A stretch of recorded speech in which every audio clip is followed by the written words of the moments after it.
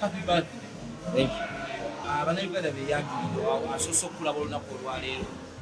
Yes. Nga ndabiddewa nga mbaddewo mbanga naye nga wabayo abalabi abapya asobola okuba nti basoose okulaba olunaku olwaleero. Isogera nze ndi businessman, so nze ndiwo okuinspiringa muntu yenna ayagala okukola bizinesi tapowa okitegeera osobola otandika mpola mpola n'ogenda maaso n'okola sente zo.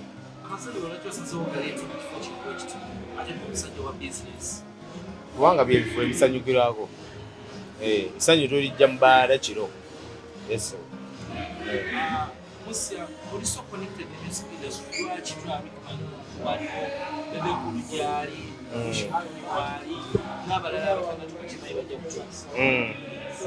Sogera ddala music mwagala ng'omuntu mwetaaga, so in connection ate mikwano gyange nabo bali muki bali mu business yemu. Yes.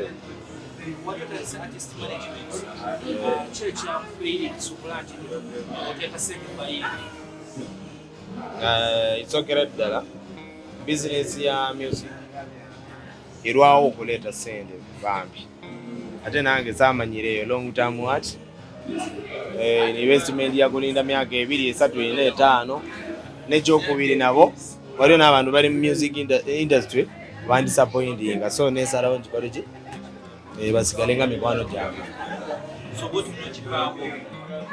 Kivaako completely kubanga era owulira nyimba ng'azikuba. Yes.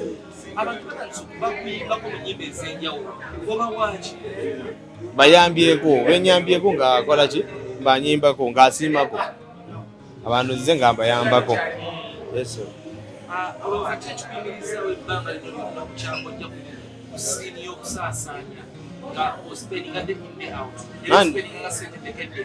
Nze nina business okitegeera nsobola okuvaayo mu bbaala negera saawa 12 negenda nekola. Ndi musuubuzi, nsuubula birime bijja Uganda bitwala Kenya buli lunaku.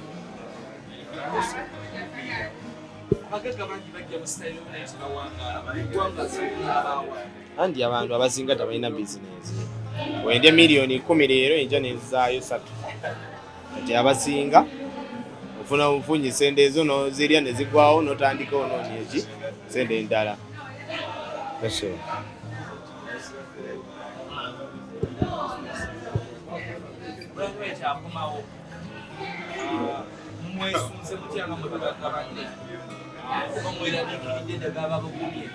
Nze sogera ddala ndi businessman, so ebyambula enywedi sibimanyi.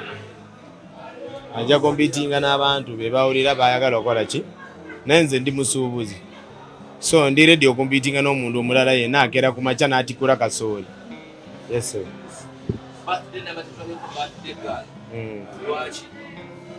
Nze ndi musajja w'obunaanyizibwa, ndi musajja mufumbo, nina ne family. Yes. Mwali ewaka n'omwana. Wano taliwo, ali waka. Kitegeera twabisaze dda emisana, bino bintu byambaala ate mukazi mulokole. Yes. So Katonda ki ky'omwebaza okuba ng'akodde sente mu myaka 29 oba abamugamba ogitemye?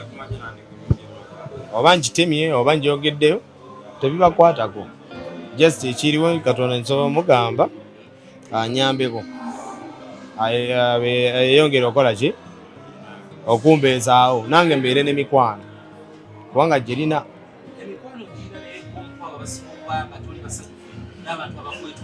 nandi abantu abasinga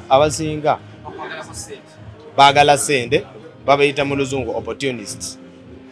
Yefuula mukwano gwo nga ina kyayagala okukola ki kyayagala okutwala ekikyo okitegeera nga ina ekigendererwa kibi.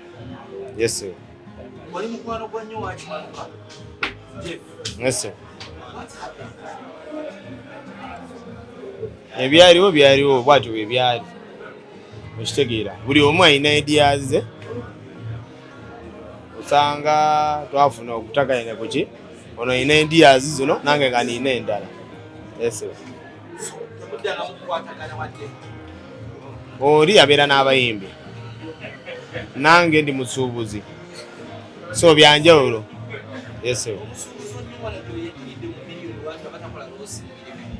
sewo ffe tukola international business.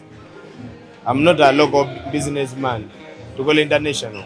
Bugambye olya milioni 10 ku majano zaako 3. Yes sir.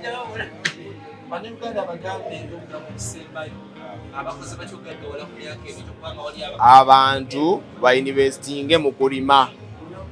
Abantu batandika okulima babe mu bintu by'okusaaga.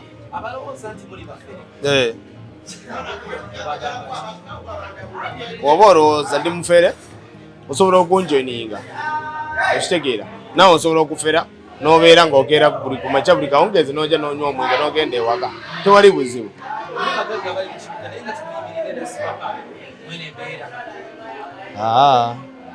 Ebintu by'ekipapa biveeko saagala kwogerera ebyo ebintu saagala ebyo ese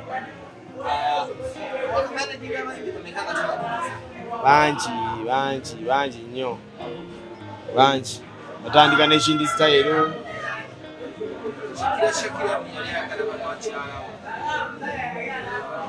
Shakira mukwano gwange bange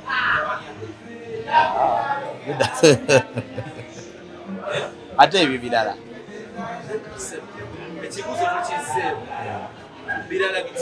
ebyo birala nnyo bange tebikwatagana kyetuliko kati